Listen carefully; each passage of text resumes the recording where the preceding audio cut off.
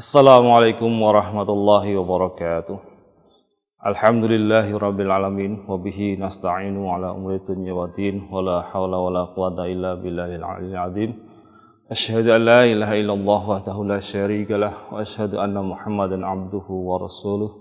Allahumma shalli ala Muhammad wa ala alihi washabihi wa tabi'in ajma'in. Pemirsa yang dirahmati Allah, alhamdulillah, marilah kita bersyukur kepada Allah Subhanahu wa taala yang hingga detik ini kita masih diberikan kenikmatan yang berupa apa saja, terutama nikmat iman dan Islam, dan juga kita bisa mendapati bulan Ramadan pada tahun ini 1441 Hijriah.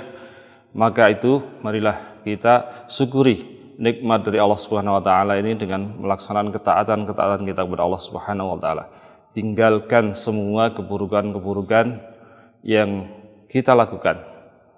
Kemudian kita perbaiki hari demi hari untuk senantiasa taat kepada Allah Subhanahu wa taala.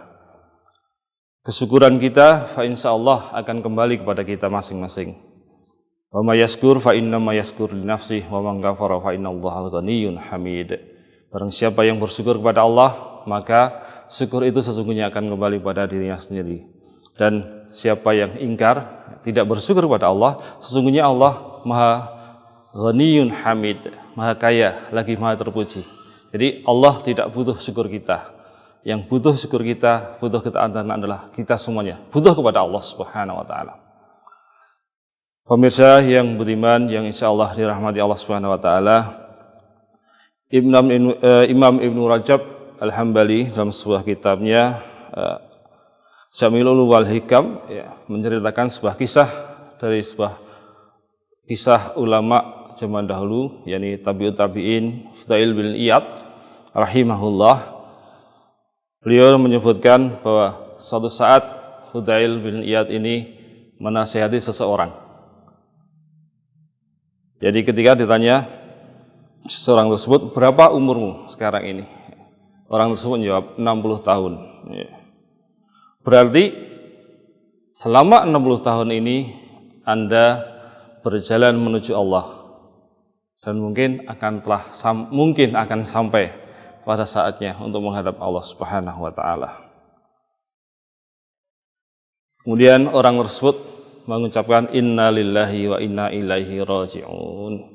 Artinya bahwa merasa bahwa umurnya semakin dekat menuju ajalnya, sehingga dia mengatakan inna lillahi wa inna ilaihi raji'un.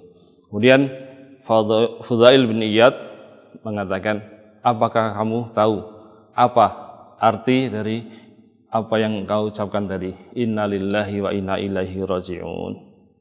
Orang tersebut menjawab, ya, saya tahu bahwa saya ini adalah milik Allah dan akan kembali kepada Allah Subhanahu wa taala. Kemudian, tahukah kamu akan arti sebenarnya dari ucapan tersebut? Kemudian Fudail beliau melanjutkan bahwa apabila kalian mengatakan kata tersebut inna lillahi wa inna ilaihi raji'un, kemudian seharusnya kamu sadar bahwa kita ini, kamu dan saya adalah milik Allah Subhanahu wa taala dan akan menghadap kepada Allah Subhanahu wa taala. Perjalanan kita selama yang Anda tempuh di sini adalah 60 tahun, maka akan dipertanggungjawabkan di hadapan Allah. Bahwa barang siapa yang sadar akan kembali kepada Allah Subhanahu wa taala, maka dia akan mempersiapkan diri untuk bertanggung jawab di hadapan Allah Subhanahu wa taala. Kemudian bagaimana kita untuk menghadapi tersebut di hari akhirat nanti, di hadapan Allah, pertanggungjawaban kita kepada Allah Subhanahu wa taala. Maka caranya mudah. Saya mengatakan mudah. Apakah itu? Saya mengatakan tahsinu fima baqiya yughfar laka ma madha wa ma baqiya. Engkau berbuat kebajikan di sisa umurmu, maka insya Allah Allah akan mengampuni engkau pada umur yang telah lalu, pekerjaan-pekerjaan yang telah engkau lakukan dahulu, dan juga di sisa umurmu yang akan datang, yang telah engkau jalani.